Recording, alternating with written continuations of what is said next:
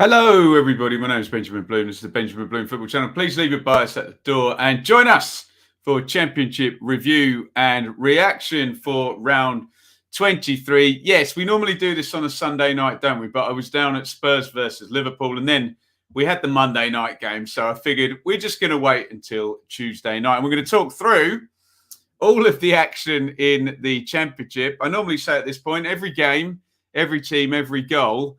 Only 7 games, of course, with 5 postponements. So we may go a little bit shorter than we perhaps normally would. But as ever, we'll end with team of the round, goal of the round, and Q&A. And, you know, the Q&A goes as long as the Q&A goes. So if there's the appetite for that, we might be able to get a decent length show. Please let me know you can see me, hear me loudly and clearly. Make yourself known in the chat. Ewan, Gray Fox, Dylan, Stephen, Jake, Leeds 2021, Phil, Annie, welcome to all of you. Get your thoughts in as we go on each of these 7 games. We can talk about the postponed teams if you want a little bit and what they're doing next, because we already know a couple of games already gone for Boxing Day as well. Anyway, let's not stand on ceremony. Let's try and get into this ASAP. I know a few of you are going to be watching Carabao Cup at 7:45. We have competition. Let's say a big thanks first to Russ. Was a foe and now a friend, currently on loan to the Premier League for a year. Russ is our Championship review show sponsor, bit of a channel legend. You can always find him on the Patreon roundtables as well. You too can get involved over on Patreon. I've got a banner to talk all about that if I click, not that one, that one. There you go, patreon.com/Benjamin Bloom. You can support over there. I never clicked that one. The merch store as well. You can go and grab some merch underneath all the YouTube videos as well. Most important, though, is your comments throughout the show. That doesn't cost you anything. Also, doesn't cost you anything to hit like on the video. Hit subscribe. We're aiming to get 20,200 subscribers. Bit slow going over Christmas, I have to say, but we're getting there, and you can support financially during the show at any point via Super Chat. Any more hellos in here? I think we said hello to everyone down there. Mr. E as well. I think I've got, oh, Daniel. There we go. I think we've caught everybody right. Let's quickly bang through a short load of results here. So on Friday night, it was Barnsley 0, West Brom 0 on a pretty dull watch along. Cardiff Derby was postponed. Saturday lunchtime, 12:30, it was Borough 1, Bournemouth 0. 3 p.m.s. Blackburn 4, Birmingham 0, Blackpool 3, Peterborough 1, Bristol City 2, Huddersfield 3, Forest 2, Hull 1. And last night on another watch along, a far more interesting one, Fulham 0, Sheffield United 1. The other postponements there, Coventry Stoke, Millwall Preston, QPR Swansea, Reading and Luton. I'm just, for the sake of doing it now, just going to click next there and you will already see on Boxing Day, Barnsley Stoke is down and Cardiff versus Coventry is down. Look further down, Peterborough versus Reading is down as well. That went earlier today. We're into the realms of guessing and speculating, but my feeling is the games that are still on by Christmas Eve are probably going to happen on Boxing Day. I think test, and maybe we might lose one or more tomorrow, but we'll see how it all pans out. Right, let's get into game number 1, which we know all about because we watched along last night. So get your comments in on Fulham 0, Sheffield United 1. Fulham's little wobble at the top of the Championship is turning into a bigger wobble. I think they're having it disguised a little bit because Bournemouth are wobbling at the same time. And of course, haven't really lost, have they? However, that is no wins in 5 for Fulham.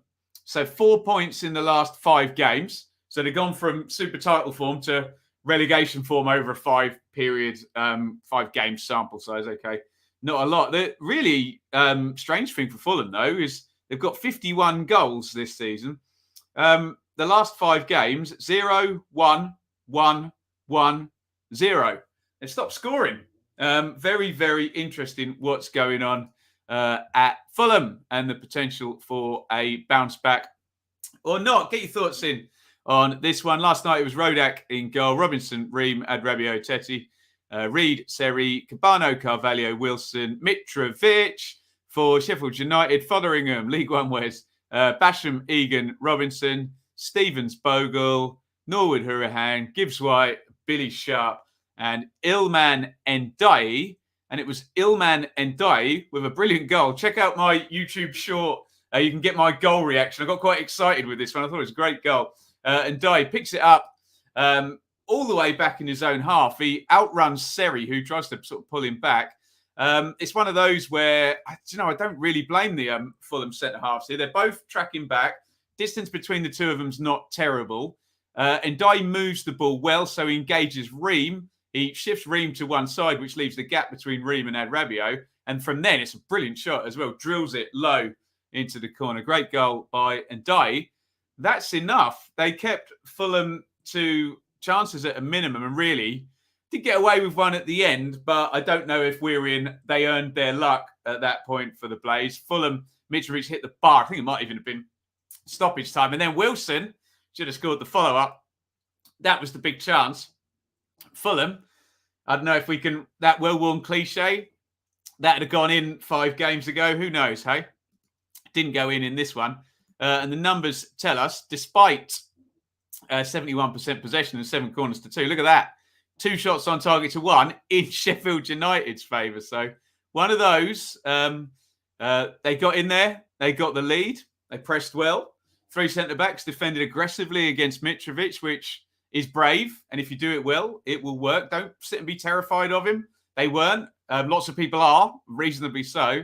And they shut them out. And you can see Fulham, top of the table at the halfway point. Look, they're still projecting 90 points. They're not projecting 2 points per game. The 10-year average to finish second is 88.4, and they're projecting 90.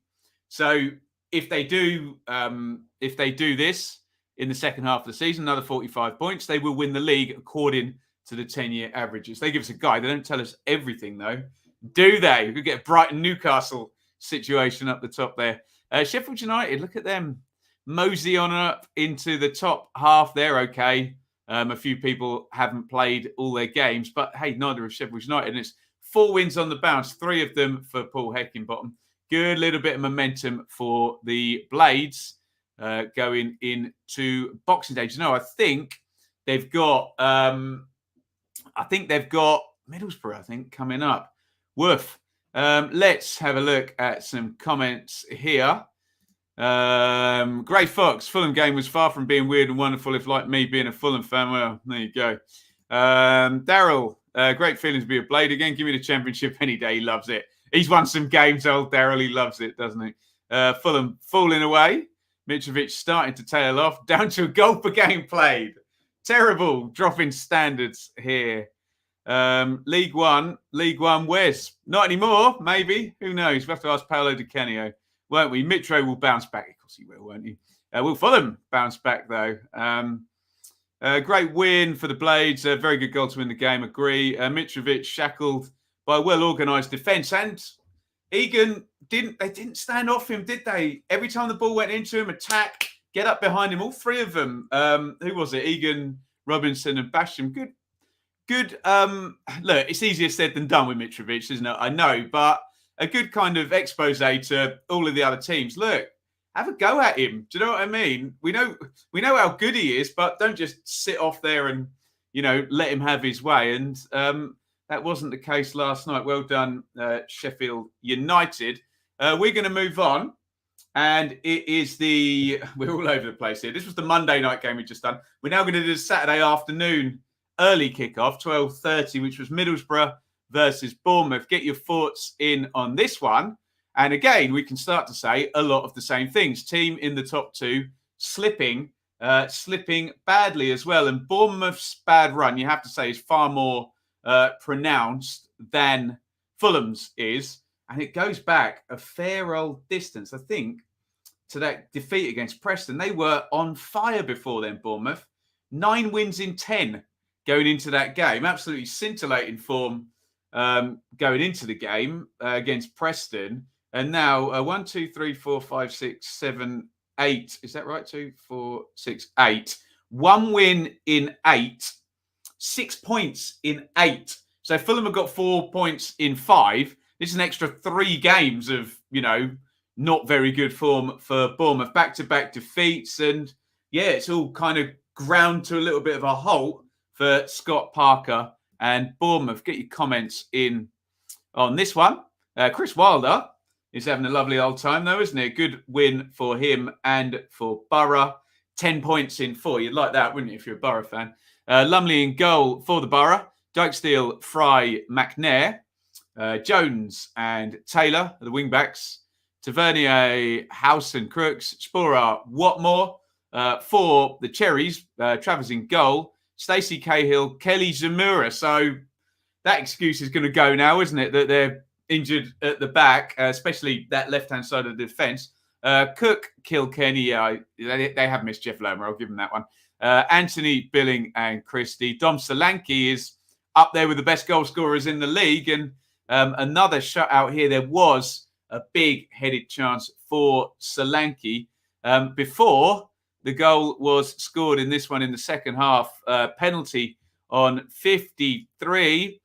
It's Isaiah Jones and Jaden Anthony, who are two of the bright young things we've been enjoying this season. Both sort of wingers, both coming up on that side of the pitch. Jones is playing wing back now, but he's the one doing the attacking. And I don't know, you tell me. Gets ahead of him. Tangle of legs is there. Arm on the back. You see it's just inside the box, can't you? I think it's more wrong place, wrong time, punished type thing than, the most Stonewall penalty you'll ever see. But it was given. Look, you have your thoughts in on that one in the comments. I'll leave that to you. It's a good pen, though, isn't it? Look, keeper Travers goes the right way. Sporer sticks it right in the corner. Nice. Hard, low penalty. Let me just give you a number for Andras Sporer, who is on loan from Sporting Club do Portugal. Club, as Rafa Benitez used to say. 4 goals, 2 assists in 16 starts. It's not exactly Mitrovic, Solanke or the guy who plays for Blackburn, is he? But he's building up. And he's enjoying working with Wilder by the looks of it, Sporer. Let's see if he stays beyond January with this loan situation. Let's have a look at the numbers. And, yeah, they just don't look that good for Bournemouth, do they? Look, 19 shots to 10, 7 on target to 3, 7 corners to 4, 4 big chances to 3. So what I will say about Bournemouth, 59 on the possession, 3 big chances. They did enough to score a goal in this game, for sure. I don't want to sit here and say they did enough to win, blah, blah, blah. All the other numbers are ahead in terms of Borough. But, yeah, it's just not working at the moment for Bournemouth. You can say anything you want, but difficult run of games, maybe. Middlesbrough in there, Blackburn, Fulham, Coventry. But then they lost to Derby, didn't they, and Preston, who were in no great form at the time of playing them. So, yeah. Maybe I'm clutching there. So halfway mark for Bournemouth, 23 games gone. 86 points they are projecting. Third place projects 84.7. So it still looks like it's enough for second place on the 10-year average. Just depends whether we get a stretch at the top with 2 teams or maybe 3 teams, or maybe everyone starts beating each other in the top 6. Didn't look like that a few weeks ago. Maybe so now, I don't know. Middlesbrough coming up nicely in 9th place, 10 points in 4, like we said. 2 points off QPR in 5th look at that. There's some games in hand and some rickety games played gaps now, I guess. But have a big look out. We'll talk about it when we talk about West Brom. Look at that gap as well between 4th and 5th. 6 points now opened up. Games in hand, fine. The gap is there, though, and the gap needs to be closed. Jake, good win against a good side. 3 points closer to the playoffs, even if they do have games in hand. Exactly. Points on the board, Jake. Points on the board. Onto a big game against Forest. That was it. It wasn't Sheffield United and Borough. When is the Wilder return? Interesting. But that'll be a really good one, won't it? Borough and Forest. Wilder is a great appointment as manager for Borough. Looks like it. Paul, silly push, I think, makes the refs mind up. Fair comment. Find it hard to argue back against that one. Dylan, more of a pen than another one, given that I think I know which one he's talking about. Mr. E, a few club owners must be wondering if they should have ditched their manager in the summer and tried for Wilder or Cooper. Those two both know what they're doing at this level. Let's move on to a team that really knows what they're doing at this level. The Chris Wilder derby is on New Year's Day. Woof. I am all over that one. All over it. Right. I've done a really good segue as well. A team that really knows what they're doing is Blackburn Rovers, who are just on outrageously good form at the moment. I've done the maths on other videos, but look, we can only make the same point so many ways. Blackburn, 8 wins in 10 games. I think it's 5 straight victories.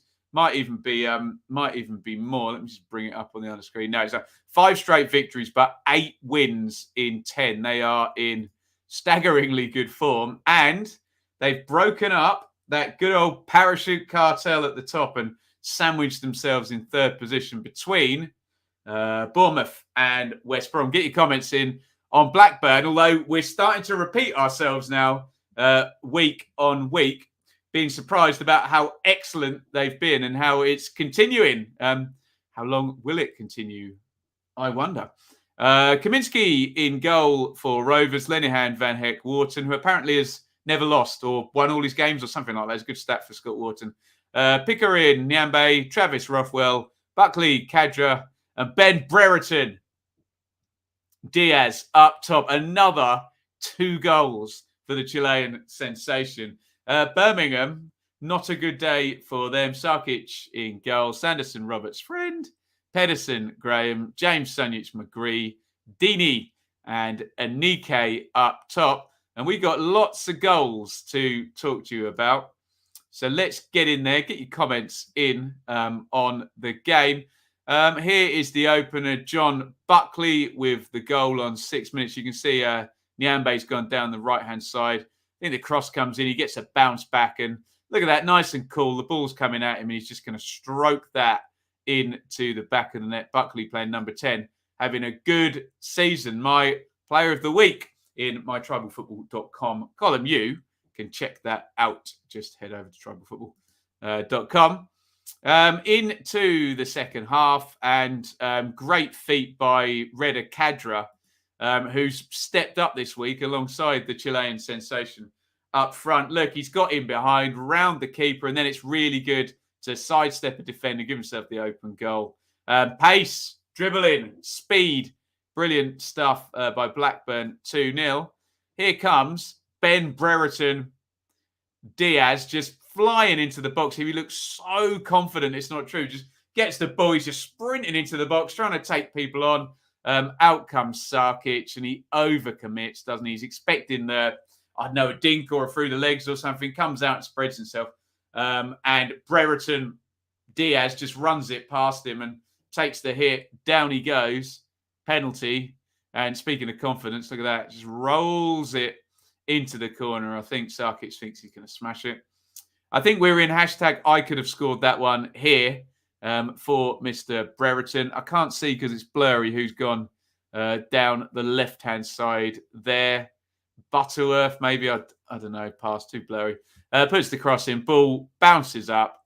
There he is, the Chilean sensation, literally on the goal line.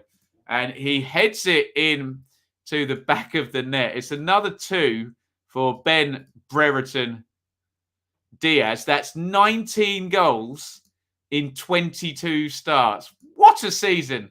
he's having out of absolutely nowhere. What a performance. And yeah, are we going to get like a Norwich 18-19 type season where they start winning and we kind of think, oh, where's that come from? And they just don't stop winning. And all of a sudden you're at March and you're like, they're going up. Who knows? Who knows about Blackburn? I suppose they don't have Buendia, Aarons and Pookie like Norwich did, do they? But they have the Chilean sensation. Bradley Dack coming back as well. Numbers, quickly, but come on. 4-0, 16 shots to 8, 5-2 on target, 5 big chances to 1. What are you going to do, really? Blackburn, outstanding, 42 points. Very, very much projecting playoff form. Obviously, they're in a rare old moment. There's bound to be some kind of regression to the mean, unless they do keep winning. Surely at this ferocious rate, it's not going to be quite like that. But as I always say, we get to the point when a team has such a good run where you think, okay, what's an average points total? 1.4 for Blackburn. So if Blackburn do 1.4 for the rest of the season, I'm going to give you the exact maths on this. 1.4 times 23 would be another 32 points. They'd have 74. They're probably going to get right on the edges of the playoffs, if not in them, with 74, aren't they? So you take my point. They've got themselves to a level now, Blackburn, where if they're slightly above average, 1.4, top 10 form, they'll get in the playoffs. So they've set themselves up beautifully here, haven't they? The Rovers, more power to Mr. Mowbray there. Birmingham, very inconsistent.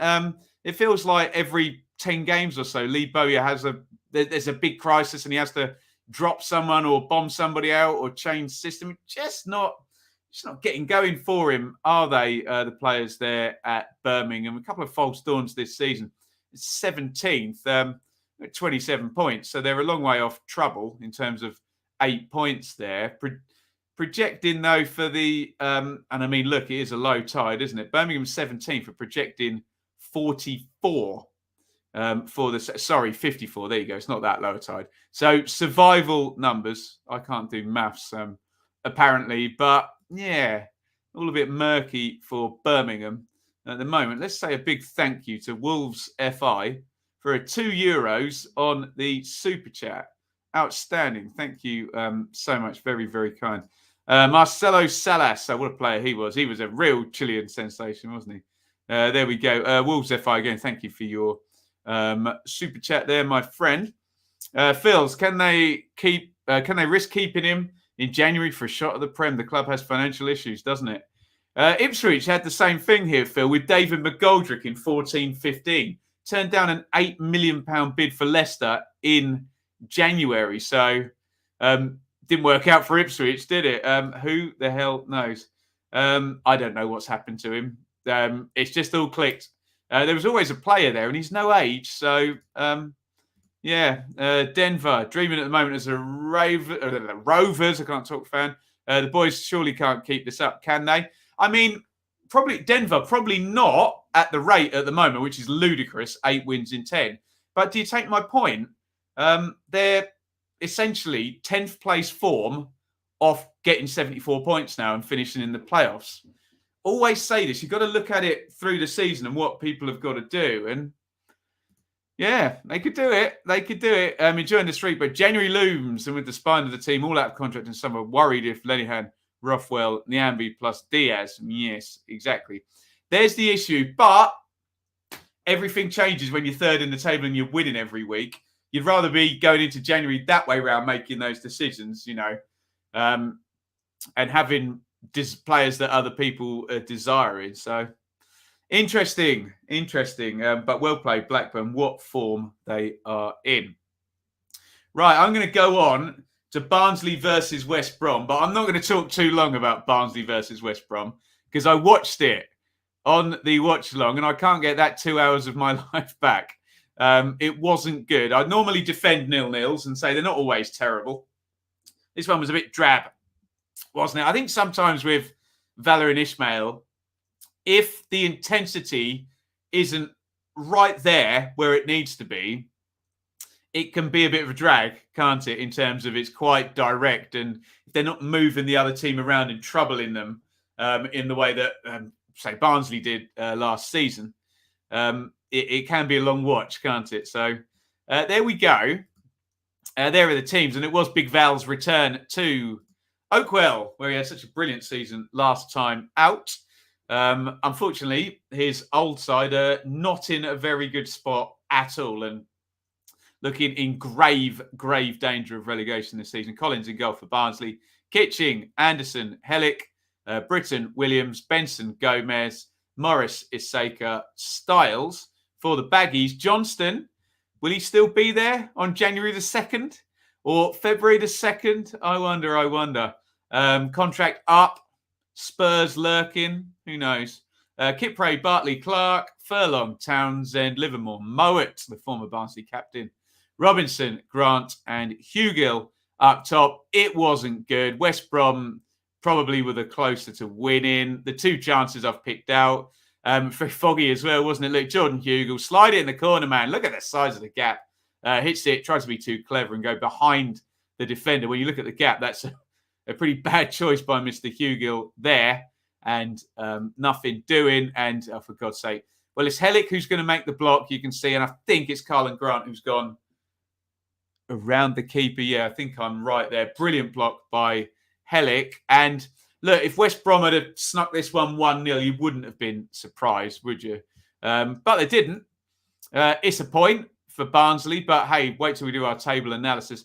Is it a viable performance? No. Look, 16 shots to 3, only one shot on target in the game, 11 corners to 3, 2 big chances to 0. Play that game another 10 times with those numbers, and I don't know, West Brom win 8 of them probably, don't they? But they didn't win this one. However, they're in touch.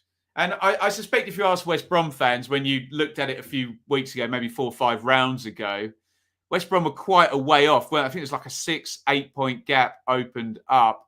Now, you know, they're 2 points off the automatic spots and 4 points off top spot, aren't they? So, look, they are where they are. Maybe they're not quite completely calibrated there, but nobody's lost fewer games and nobody's conceded fewer goals. So they're not that far off being exactly where they want to be. But yeah, it just feels like there's another gear for West Brom that maybe they were founded in the first 4 or 5 weeks of the season that they haven't found since, if that's fair. Barnsley, yeah, they need to be so worried. Halfway through now, they're projecting 28 points, which is just going to be nowhere near good enough. Will there be a low tide? Will the points deductions for Reading and Derby cause an artificially low tide? Will other teams just not be very good at all? We always look at a point per game, and you have to say, in terms of the low tide, it's only the bottom 4 who are under the point per game. So they're just hoping that it's going to be the points deductions and the artificial, because frankly, if Reading hadn't had the points deduction, it's only the bottom 3 below the points per game. And there's your argument for who's going down. And, you know, it just looks like Barnsley need 30 points. Maybe, let's say 30. Let's say it's 44 to survive this season. That may be the case. Who knows? So 30 points in 23 games is 1 point something. I don't know, 1.15 or something like that. At the moment, they're about 0.6, are they? So they basically need to double their points output, don't they? Well, look, do a very basic one. If they got 28 points from the second half of the season, that would get them to 42, and they would have been twice as good as they were in the first half of the season. That's the type of pickup Barnsley need. And the longer it goes, it's just going to be too far, isn't it? Unless you can get a bottom 4 slugfest and drag in 21st.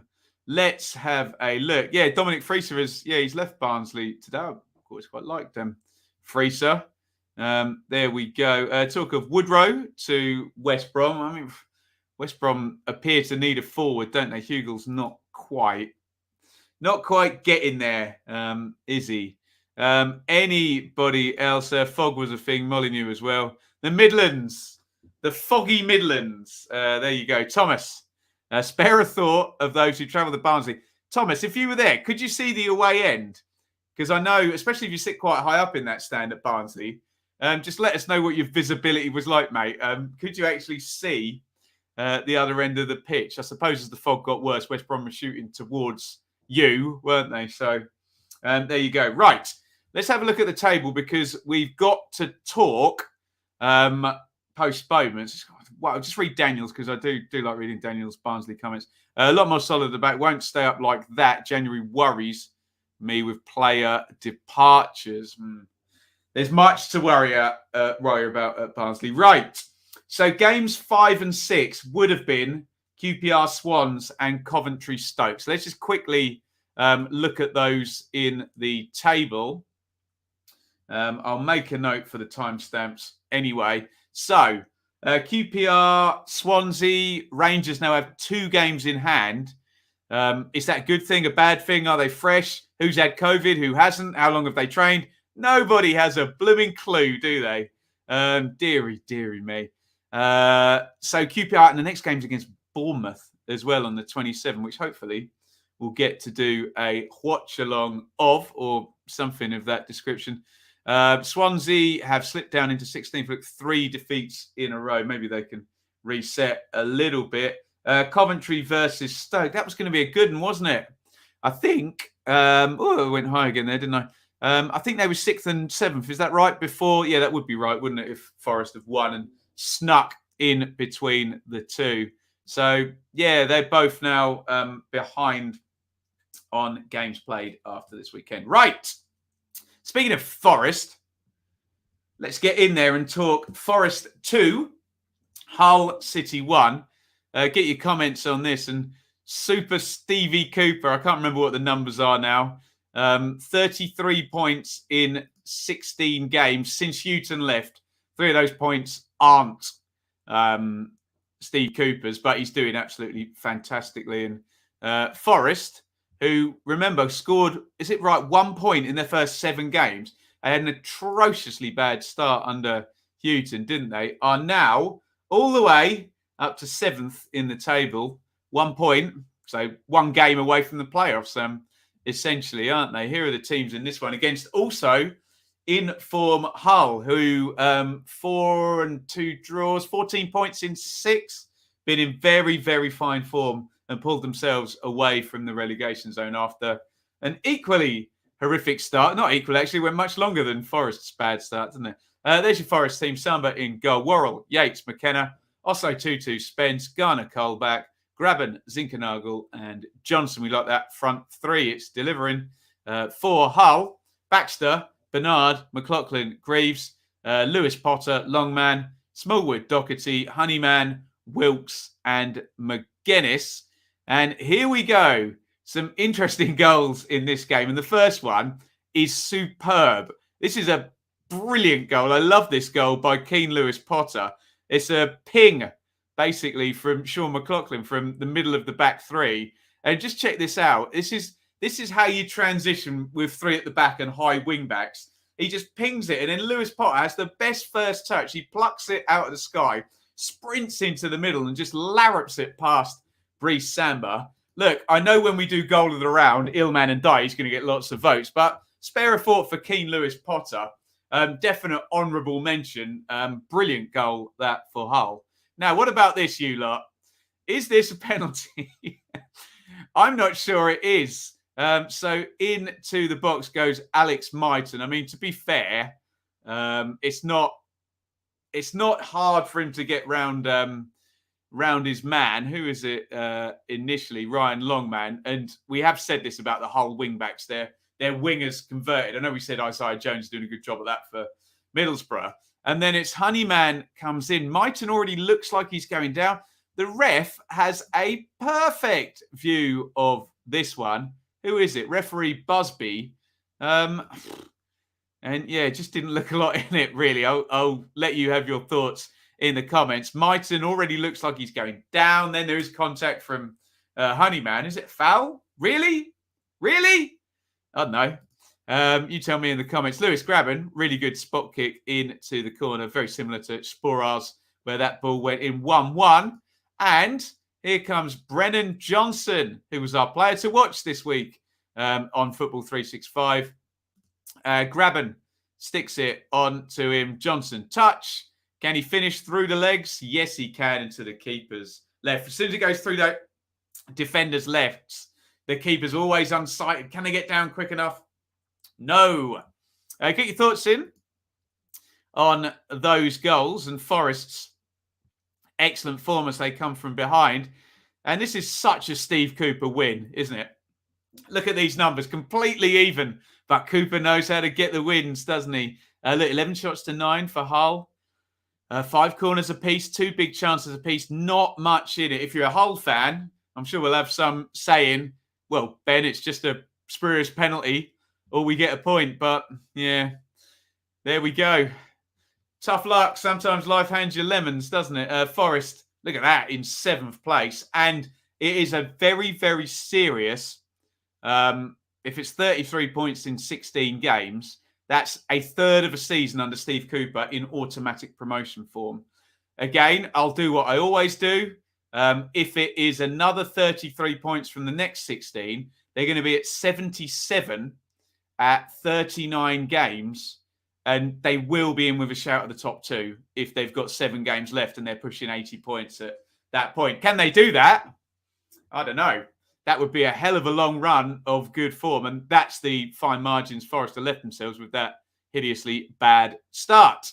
Hull, I mean, take a bow for the recent form.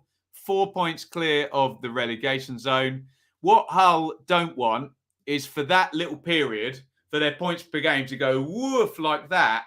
That's not a viable way to stay up. Teams that stay up, when they're in a good circumstance, they get points dotted around. Here's a draw. Here's a win. A few defeats. Here's a win. Do you know what I mean? It's not all about, oh, we're going to be utterly brilliant for 6 games and not very good for the rest of it. So it's just the consistency now for Holland, dropping in a few more 3-pointers rather than 4 wins in a row or whatever it was. Let's have a look at your comments.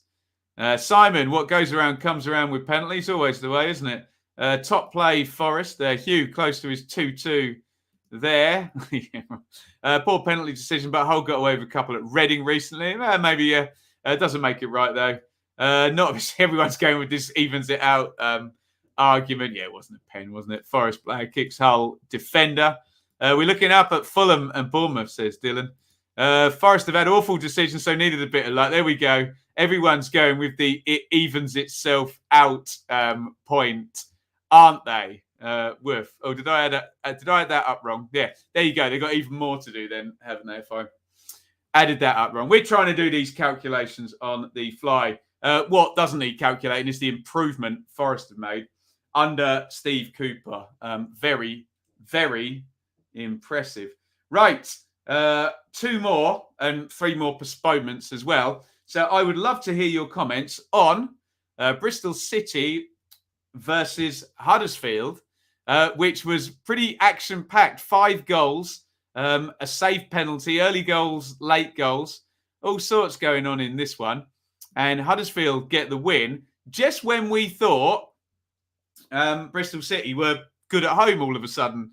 Again, I think they had 10 points in 4 or something at home, Bristol City, but defeat here. And there are your teams. Bentley in goal, Viner, Callas, Atkinson, Benarou, Scott, Masengo, James, Vyman, Semenyo, Martin. Vyman's been good this season, hasn't he? He scores a lot of doubles. I bet nobody's got more doubles. Has Mitrovic got more doubles? I suppose Brereton Diaz probably has as well. But Vyman seems to only score doubles, doesn't he? Padding his goal total beautifully there. For Huddersfield, Nichols, Pearson, Lees, Colwill, Thomas, Toffolo, O'Brien, High, Holmes, Sinani, and Ward is your Huddersfield side. Bristol City take the lead in this one. Nice and early into the game. Good goal as well. Aesthetically pleasing goal. Semenyo gets away down the right. He gets that cross off. You can see with all the sliding players how they created the channel there for Semenyo to cross. And Vyman arriving, sticks it into the net with the left foot into the open goal. Very quickly, though, penalty. That looks, is that Vine? That's Viner, isn't it? who is taking down Lewis O'Brien. Just too quick for him, isn't he? Gets his body in the way. That's probably the least dodgy penalty we've had this round. And Danny Ward, look at that for a save. Look at that for a picture, actually. Quite a good pause by me, I think, on the YouTube footage. And Ward misses the pen. Good save by Dan Bentley. But Bristol City are not going to capitalise. Look at Ward on the edge of the box there.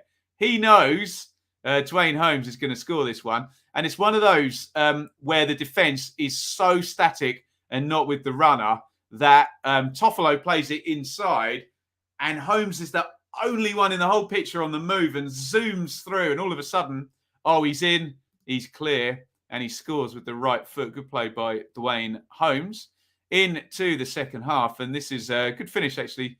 Always love a nice early shot. Danny Ward with the assist this time. On to Daniel Sinani. He's closed down. It's a difficult angle. It's a good goal, that. Sticks it right in the side netting in the far corner. Past Bentley, who, as he showed for the penalty, is no mug in net. And this is brilliant from Sorba Thomas. He's not going to get an assist, but he absolutely ploughs his way down the right-hand side. Great first touch.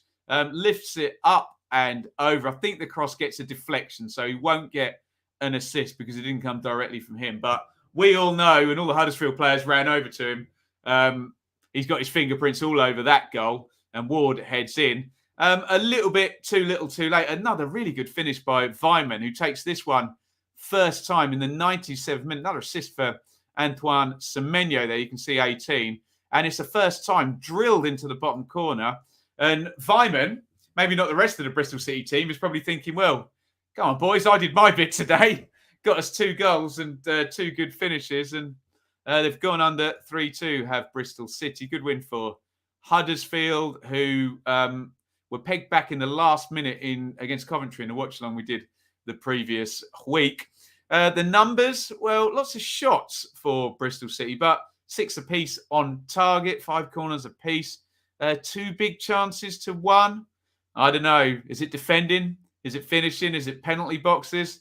For it to have gone 3-1, it doesn't look like a 3-1 game when you look at the numbers, and Weimann obviously got one back at the end, but something not right there for Bristol City. Huddersfield, I'm sure all Huddersfield fans, if you'd offered them 10th at halfway point at the start of the season, would be very happy with that. 33 points, so they're projecting 66 for the season, which is normally 10th place, and they've got 10th place at the moment. So shows my projections actually work there, doesn't it? Bristol City, just erratic, up and down, confusing, neither here nor there. Use whatever words, just all over the show. Bristol City, you don't know who's going to show up, and you don't know what sort of patterns, if any, are going to emerge at all. Let's have a look here. Aqua, rather than a 1 in 3, Weimann is a 2 in 5, but he scores them both in the same game, right? Aqua. Hugh, the way I saw that game, Huddersfield did what we did, perform under par in the first half, show them up in the second. What else have we got? Oliver, great result. Felt like we needed a result. We just keep ticking along. Can we say we are nearly safe now? Absolutely you can, Oliver. If it's 45 to survive, 4 wins in the remaining 23 games. Sounds very doable to me. City played well attackingly. Yeah, and I think Weimann and Semenyo deserve a shout. Youngsters look promising, agree with that. Semenyo looked good. Terrible defensively for the goals and penalty as well. Bentley got him out of that one, didn't it? Defending is just terrible. So static for the Holmes goal, Annie, wasn't it? When you see just one good pass, one good run and a good first touch, and the guy is then completely clean through an entire row of defence, you're like, huh? Come on, track him. Get on your toes. Do you know what I mean? Would Cooper or Wilder have taken the Bristol City job if offered earlier? Don't think the timing was ever right for that, was it? There we go. Right. Let's dive in. So, another postponement, just to quickly mention, was Millwall versus Preston. Let's just bring the table up so you can see. Do you know what? Let me give you a clean table without those two highlighted. So Millwall there in 12th and Preston in 15th. And they're both one game behind. And we'll see. Neither of them have been cancelled, have they, for the next round? I did make a note of these. No, so they shouldn't be getting too far behind as things stand, of course. We don't know what is about to happen, do we? So we will see. Right, and we will move on to an important win for Blackpool, who haven't been very good lately, and they really, really needed this one against Peterborough, League One foes from last season. In fact, how often do we say this, where the playoff winner ends up being ahead of the team that was... well, Peterborough weren't champions, were they? They were second, but where the playoff winner is ahead of the automatically promoted team. Why is that? Deary me. But going into this one, Blackpool have been in horrible form, hadn't they? 1, 2, 3, 4, 5, 6, 7, 3 points in 7 games. Really, really poor after doing superbly well to get up high in the table. I think they were 8th or 9th at some point. Blackpool, they were doing excellently well. But this one win now, and all of a sudden, because of that good work earlier in the season, they finish the halfway point just outside of the top half, 13th. And I'm sure it looks like we've got some Blackpool friends be perfectly happy with that after promotion last season. Anywhere near halfway and stabilise, move on, improve. Away you go. You like it, don't you? Grimshaw in goal. Grimshaw, by the way, makes a brilliant save at the end of this game. Gabriel Ekpotato, husband, James, not that one. Anderson, Dougal, Wintle, Bowler. Wintle is our loanee of the week in my Tribal Football column. Check that out, tribalfootball.com. Lavery and Medine up top. Jerry Yates on the bench. Look out for him a little bit later. For the Posh, who are rubbish away from home, but took the lead in this one. I know Peterborough fans won't thank me for saying it. 11 defeats in 12 games away from home. 11 in 12. So we are over 90% defeat rate at home. Horrible, horrible. Cornell in goal for Posh. Thompson, Knight, Edwards, Tomlinson, Grant, Norburn, Burrows, Taylor, Dembele, and who we thought was an improving Johnson, Clark, Harris after that game against Millwall. They do take the lead here, and this is really good from Dembele. Knight, the centre-half, who we know has played midfield for Leicester and Wickham as well, so he's got it in his locker. Slides it through round the keeper, and look, there's a covering defender back. It's Marvin Ekpiteta, and he drills that one in Dembele. It's excellent from the Posh forward there. But here comes the equaliser. The first goal went in on 11. Second on 27. This is Keshi Anderson following up from Bowler. Look, plenty in the box. They've got Peterborough running for their lives. Just a tap in there for Keshi Anderson, who's having a good season, isn't he? Into the second half. And Sonny Carey in the 86th minute. Anderson with the assist, and Carey strokes that one in. And the points wrapped up. Jerry Yates off the bench. He follows in his own shot and just prods it in as the Posh collapse away from home again. Not good. Not good at all for Peterborough. Blackpool won't care.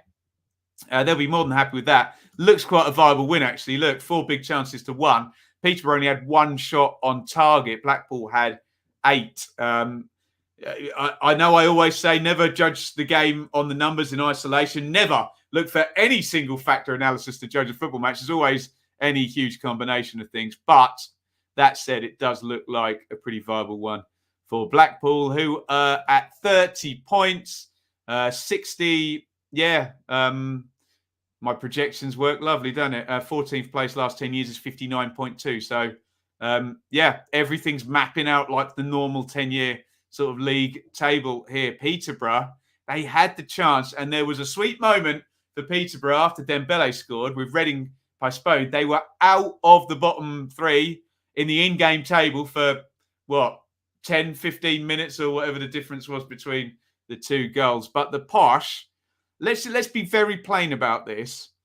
If you lose over 90% of your away games, you're probably going to get relegated. If you think about it, what you're going to pick up in 23 away games. You're going to pick up about 5 points or something, which means you need 40 at home. You go from being the worst team in the league away to the best at home. So that's a big issue that if they don't sort out, they will get relegated because of that. And their home form's like not the worst in the entire world, Peterborough, 15th.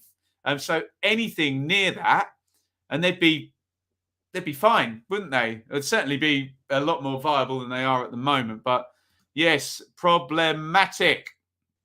Right, what have we got here? Tables. Blackpool showed a lot of character, 1-0 down, back of a 7-game winless run. Could have cracked, dug in, showed heart, got that all-important dub. Critchley's at the wheel. You love to see it. Vinder Lewis, Lavery fully fit. Yes, I think so. He's come back. Keogh's out. And no coincidence, Vindaloo. Keogh went out and Blackpool stopped winning, didn't they? So I know he's a figure of fun in some areas. He's a good player. I know he's old and there's certain maybe conceptions or misconceptions about him, but there you go. A missed opportunity for Peterborough. Owner not impressed. Yeah, I saw Dara the Explorer, who's great on Twitter, isn't he? Very open, tweeting about that earlier on. There we go. Right. In a minute, we will go to Team of the Round and Goal of the Round. Hold your fire on that so I get all the comments together, if you don't mind. Let's just quickly wrap up. I'll give you a clean league table again, just to say the other 2 games postponed were, and this is so disappointing for Reading fans because it was the 150th anniversary and they had loads of stuff planned. So gutting for the Reading fans. But they were due to play Luton, so that one got called off. 21st and 14th, they're both a game behind now. Cardiff and Derby as well are both a game behind. 20th and 24th. Woof. Right. Let's say a big thank you. I think this is the second super chat of the stream. Thank you, Wolves. You must do us an Ipswich all-time stat. The all-time one or my personal one? I can give you both, believe you me. Maybe stick that in the question thread. You have super chat, so you deserve an answer for sure. Right. Are you ready, you lot? Let's look at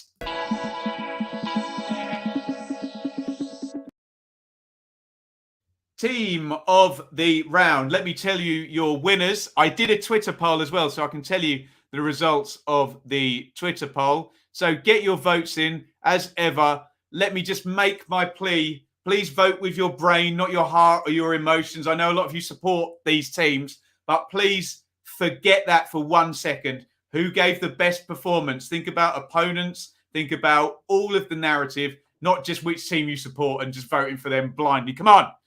We can do credibility in these polls, can't we? So here are your options. Your winners were Middlesbrough. You could go for beat Bournemouth. You go for Blackburn. I will say we've had Blackburn a few times in the last few weeks, haven't we? Not to say they don't deserve it, but variety is the spice of life. Blackpool, that might be a bad shout for all the reasons we've just said. Huddersfield, good away win for them. Forest, keep the run up. Maybe a bit of an iffy penalty. Or Sheffield United going away to Fulham and winning. Get your Team of the Round in. Let me tell you, in the poll, it was Sheffield United over Blackburn in second place. But you vote for whoever the hell you want. I've given all my caveats. I do still believe in freedom of speech after all that, though. So are you going to go for Borough, Blackburn, Blackpool, Huddersfield, Forest, or Sheffield United? Let's see if we can get a consensus. Right, Blades, Borough, Blades, Blackburn, Forest, Blades. Is Sheffield United just, isn't it? I think Sheffield United by 1, and I think fairly well deserved. And we've been very complimentary to Blackburn over the last few weeks. They've been fantastic, and they've won this a couple of times, haven't they? Right, on we go for your next vote.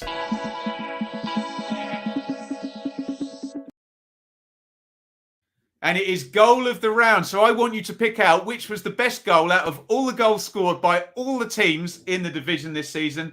Not what was your favourite goal by the team you support, or can I possibly argue one of the team I support's goals is the goal of the round? Not like that. Vote for the best goal, please. I really want a credible, not emotionally led goal of the round. Let me give you some suggestions. Maybe Kadra for Blackburn, nice dribble. Blackpool, Posh. Maybe Dembele for Posh. Bristol City. Maybe Vyman's second goal in Bristol City, Huddersfield. Keane Lewis Potter.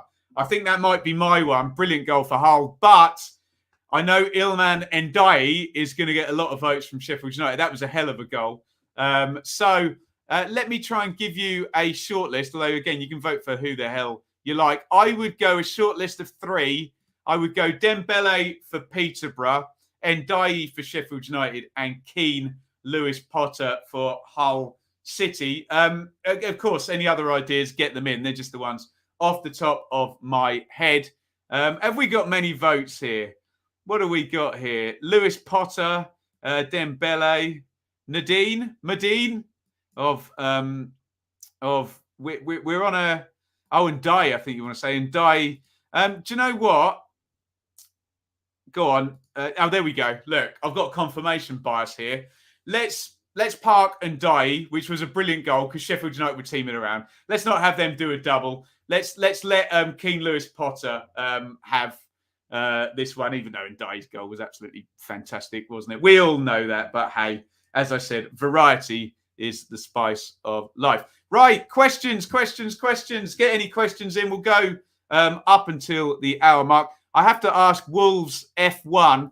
He's asked me my all-time favourite Ipswich team. So these are obviously players that I've seen play. So you won't find the great 1981 team in there because I never saw them play. But I'll give you some names. Let's get some other topics in for me to talk about so I don't bang on about Ipswich all the time. I would have Richard Wright in goal. I would have Titus Bramble. I would have Mark Venus. Mickey Stockwell, who I love. Maurizio Tarico. I need another centre-back, don't I? Matt Holland, Jim Magilton, Kieran Dyer probably in midfield. Marcus Stewart up top.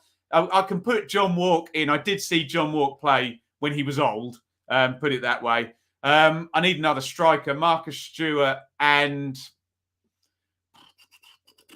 just so I get a modern one, let's stick Martin Waghorn in. Why the hell not? Or should I go Chris Kiwomya or Jason Dezelle, maybe? I don't know. Of the players I've seen, it would be amongst those, a lot of the 99-2000 team. Sam, QPR's rating for promotion, what, like a score out of 10 for QPR to get promoted? It's fairly high. I think if QPR go up, it would be in the playoffs. So it can't be maybe an 8, 9, but maybe a 6.5 chance out of 10 of promotion, I think, for QPR. I think they're a good side, aren't they? And if they can just not be massively open, and you just imagine QPR, Sam, in a playoff game, I think they can see 2 goals in a playoff game against most teams. It's just can they Warburton it and score 3, isn't it? Right, what else have we got? Ralph, is it likely 2 of Forest, Sheffield United and Borough will make the top 6 now? That's a really good question, Ralph. And you've probably answered the reason why it'll be hard, because there's going to be traffic. If all 3 of those keep going and we have any kind of reset from Coventry or Huddersfield, there's not going to be enough room for all of them. And you look at Sheffield United, who are in good form. You're going to have to score a lot of points in the second half of the season to get in there, just because they've left themselves a lot to do. So, yeah, I would think one of those. I just don't think there's enough room, really, in terms of the traffic there. What else have we got in the chat here? Sandra, there's the question. Will England follow Wales and Scotland and have no fans in from Boxing Day? No, I don't think they will from Boxing Day.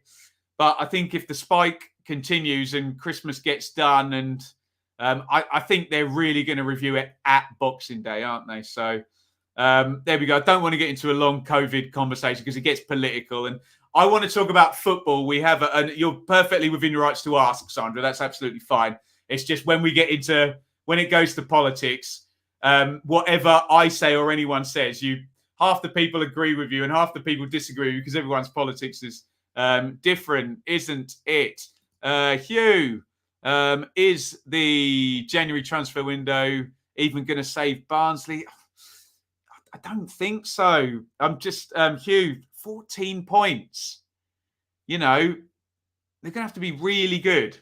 Let's say let's say they're going to have to win 9 games between now and the end of the season to add on 27, maybe even 10 games. They've won 2 so far in the first half of the season. It's a long, long way back for poor old Barnsley. Opinion on the Marcelo Salas and Christian Vieri strike partnership. Magnificent. But the one I loved, QPR forever, was Marcelo Salas and Ivan Zamorano, who played up front together for Chile. Sensational.